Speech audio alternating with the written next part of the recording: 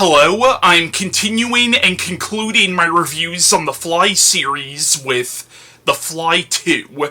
Now, The Fly 2 came out in 1989, and this is a sequel to the 1986 David Cronenberg film, The Fly, which was a remake of the 1958 film of the same name, which was based on the short story by George Langelaan.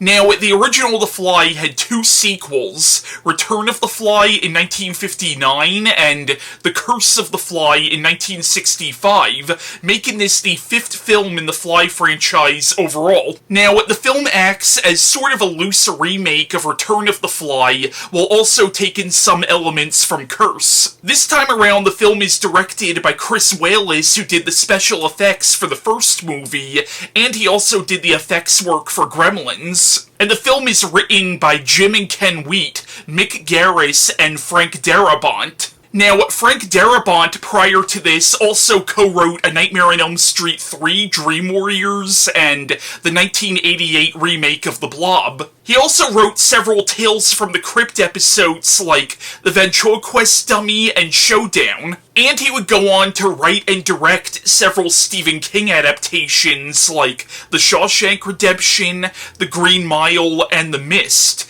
and he was the original showrunner for The Walking Dead. Now, Mick Garris around this time also directed films like Critters 2 and Psycho 4, and like Frank Darabont, he would also go on to do several Stephen King adaptations like Sleepwalkers, The Stand, Quicksilver Highway, and the 1997 version of The Shining. It's funny how two of the co-writers of this movie would go on to do Stephen King adaptations. You have Frank Darabont, who has done what are arguably some of the best adaptations of King's work, and then you have Mick Garris, who, let's just say that his adaptations aren't as highly regarded as Darabont's. Now, The Fly 2 was critically panned when it came out, and to this day, it still doesn't have the best reputation, and to a certain extent, I understand why, because this is a follow-up to The Fly, which at the time was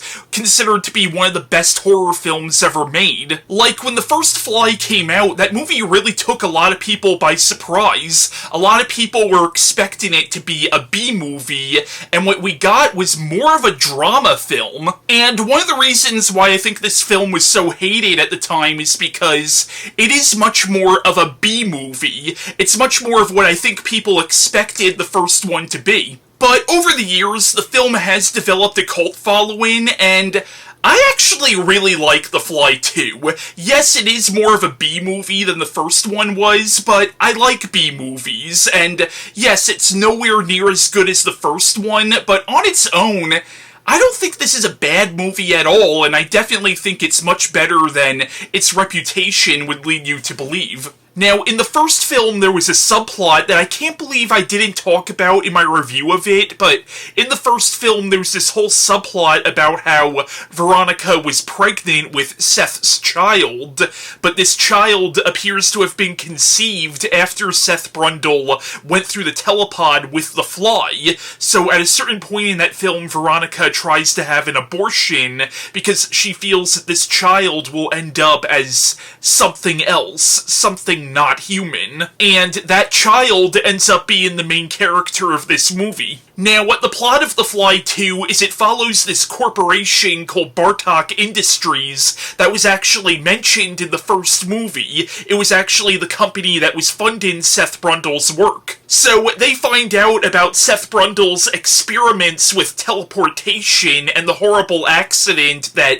caused him to become this creature. And I guess you're supposed to assume that they convinced Veronica not to go through with the abortion, and in the beginning of the film, she ends up giving birth to Seth's child. But Veronica ends up dying in childbirth, and the child comes out of her in an insect pod, but when they cut it open, it reveals what appears to be a normal human baby. They end up raising this child, who they name Martin, at Bartok Industries, but because of his DNA, he's growing at an accelerated rate. For example, by the time he's 3 years old, he has the body and mind of a 10-year-old, and by the time he's 5, he appears to be a man in his early 20s. And Anton Bartok, the head of Bartok Industries, has been acting as Martin's father figure, but it turns out that Bartok has been trying to recreate Seth Brundle's teleportation device. And in the film, Martin, who again, even though he's 5, he has the mind and body of a 20-year-old,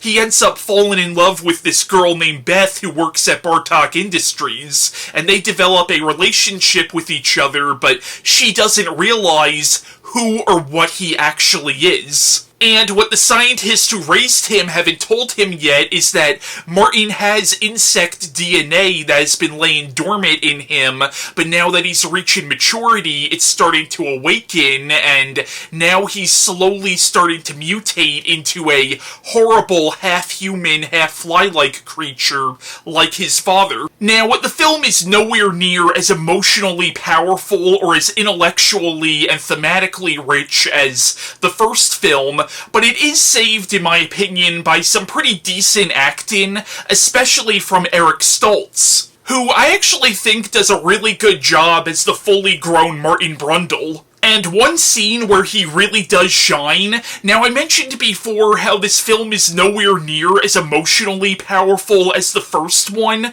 One scene where it actually gets close. Now, when Martin was younger, he befriended a dog that was being used as sort of a test animal for Bartok Industries. And at a certain point, Bartok tests the teleportation device out on this dog, and the dog comes out the other end as this horribly mutated monster, and there's a certain point where Martin kills the dog to put it out of its misery, and it is a heartbreaking scene. Now, this role was actually originally offered to Keanu Reeves, who turned it down because he didn't like the script. Now, in the film, Beth is played by Daphne Zuniga, if I'm saying her name right, who people might recognize from Spaceballs, and it was actually Mel Brooks who suggested her for the role of Beth because the film was produced by Brooks Films, which is Mel Brooks' production company. And she does a good job in the movie, but I will say the love story between her and Martin feels a lot more trite compared to the love story that we saw in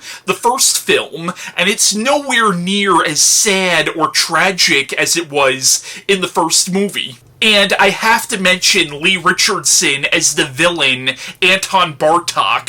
He is amazing in this movie, even though Bartok is a very two-dimensional bad guy and almost feels like a Bond villain at certain points. He's still really good in this movie, and his comeuppance at the end of the movie, not only is it well-deserved, but it's one of the best villain comeuppances in any horror film. Now, there was actually a funny nod to this movie in The Exorcist 3, because Lee Richardson was also in that, and at a certain point, Father Dyer asks him, "What's your favorite movie?" and he just says, "The Fly." Garry Chalk, who I've always recognized as the sheriff of Springwood from Freddy vs. Jason, he plays this asshole security guard who is kind of the film's secondary antagonist, and John Getz reprises his role as Stathis from the first movie, and he's actually the only returning cast member from the first film because in the beginning, Veronica is played by a different actress because Gina Davis didn't want to come back for it. And I have to say, I love the final act of this film where Martin fully mutates into this giant fly creature and he just starts tearing through the security guards and scientists at Bartok Industries like it's a slasher film or something. And there's some really good makeup and special effects, especially the scene where Martin melts this guy's face off. Now, Tom Sullivan actually did some of the special effects for this movie. He also did some of the effects work for the Evil Dead movies, and my friend Bill actually interviewed Tom Sullivan several years ago, and that interview is actually on my YouTube channel, and you could go check it out if you want. Now, my friend Bill didn't talk to him that much about The Fly 2. He mainly spoke to him about the Evil Dead movies, but I just want to briefly play some of that interview where they do talk about The Fly 2. It's very brief, and keep in mind that the audio isn't the best. What was it like working on Fly 2? The Fly 2 was like my college course in makeup. I worked for the Chris Walas studios And I got to work with guys who worked at ILM when they weren't there. They were over at ILM doing things. And I learned how to do things the professional way and all that. And those were like 12-hour days there. And but it was a gas. It was amazing. Did you study the effects work that happened on the Cronenberg film?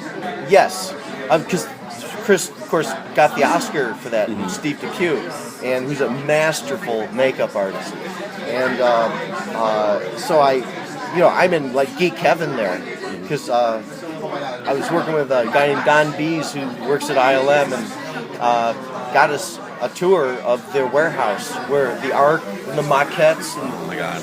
The robots and all this stuff were just racks and 40-foot ceilings and everything, and it was just amazing and a really good crew, nice folks. And but that was Evil Dead. I'm like pulling things out of getting most of my supplies from hardwares or supermarkets, and Fly 2 was the real thing. This is the grown-up movie, Now, I just want to briefly mention Christopher Young's score for the film, which, while it's nowhere near as good as Howard Shore's score for the first film, it is a decent score, and it definitely fits the tone of the film very well. But yeah, The Fly 2, if you try not to compare it too much to the first one, it's not bad. It's a fun, late 80s creature feature. Now, while there was never a Fly 3 in movie form, a few years ago there was a comic book series called The Fly Outbreak, which acted as a direct sequel to this, and Martin and Beth do come back in that series. And it dealt with this idea that was actually hinted of in the first movie of, what if this mutation could be contagious, and basically all these people at Bartok Industries start getting infected with this virus that causes them to mutate into these half-human, half-fly-like creatures. It wasn't a great comic book series, but it wasn't bad either. Now, before I end this video, I want to cut to my friend Jeremy giving his thoughts on The Fly 2. The Fly 2 isn't as good as its predecessor, but it's not too bad of a movie. It has a good cast and some great special effects. Eric Stoltz does a pretty good job as the son of Seth Brundle, and Daphne Zuniga is very likable as his love interest, Beth Logan. I've seen Eric Stoltz in a couple other movies, Mask and Anaconda, and he's a pretty good actor. I had actually had the pleasure of meeting Daphne Zuniga back in 2017 at Monster Mania, and it was a real pleasure. She told me that John Candy was hilarious on the set of Spaceballs, and I got her to sign a photo from that movie. I liked how they picked up where The Fly left off, and the whole movie is Martin Brundle trying to figure out how to stop his rapid aging process, and then later trying to take down the evil corporation that raised him. I also think that this movie does a good job showing how immoral and unethical the guy running this corporation is, especially with a really tragic dog character, and I won't give it away, but let's just say that in the end, a character you're really going to hate gets his just desserts, which I enjoyed. The effects that show Martin turning into this horrible creature are also very good, especially when he's in the cocoon. And I like how when he's in the cocoon, you can kind of see his face through it, and it's perfectly grotesque. And then, of course, later when he undergoes his final transformation, I thought that looked pretty cool, too, and terrifying. I really liked how they got John Getz to reprise his role from the first film, and he's great in his brief amount of screen time. And I also read that they wanted Gina Davis to reprise her role, too, but she turned it down since Veronica doesn't really have much to do in this movie, and to be honest, I don't blame her. So, all in all, this movie definitely doesn't hold a candle to its predecessor, but it's not too bad. So yeah, that was my review on The Fly 2, and my next review for Horror Month will be on the 1980 slasher film Prom Night.